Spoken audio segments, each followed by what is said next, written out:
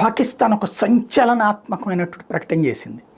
ఏంటంటే భారతదేశ సైన్యం నిన్నే లెక్కలు చూపించింది కదా, వాళ్ళకి సంబంధించిన ఎయిర్ బేసులు ధ్వంసం చేసింది, అట్లాగే వాళ్ళకి సంబంధించిన ఆర్మీ బేసులు ధ్వంసం చేసింది. అంతకుముందు ఎట్లుండే ఇప్పుడు ఎట్లుండే ఇవన్నీ మొత్తం మీద కలిపి కేవలం 11 మంది ప్రాణాలు కోల్పోయారంట. అందులో 6 వాయుసేనను, ఒక 5 వేరే సిబ్బంది ఉన్నారట. కేవలం 11 మందే చనిపోయారు అన్నటువంటిది. ఇక్కడ ఒక సందేహం ఏంటంటే, వాళ్ళది నిజమే అనుకుందాం పాపం, అంటే మన దేశంలో పాకిస్తాన్ నమ్మేవాళ్ళు కూడా ఉన్నారు కాబట్టి వాళ్ళది నిజమే అనుకుందాం. అంటే ఒక ఎయిర్ బేస్ మొత్తం మీద ఉండేది 5 అది కూడా మనం కొట్టిందేమో 5 ఎయిర్ బేసులు కదా. అంటే 5 ఎయిర్ బేసులు ఒక్కొక్క ఎయిర్ బేస్ దగ్గర ఒకడే ఉంటాడు, స్టాఫ్ ఎవరు ఉండరా? అది పాపం మన దగ్గర మన దేశంలో వచ్చేటికి ఎయిర్ బేస్కి దగ్గరగా 200-300 మంది ఉంటారు.